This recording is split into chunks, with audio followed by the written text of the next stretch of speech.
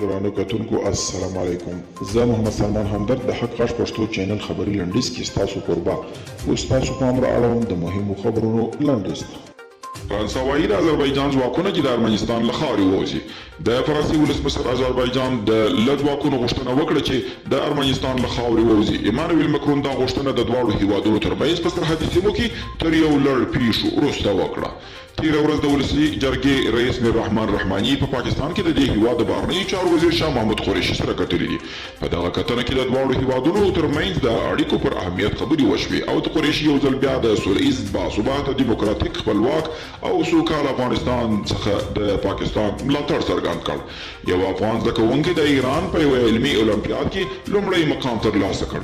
قرغیزستان کې د اداري فساد د څېړنو په لړ کې 15 سیاستوال نیول شوي.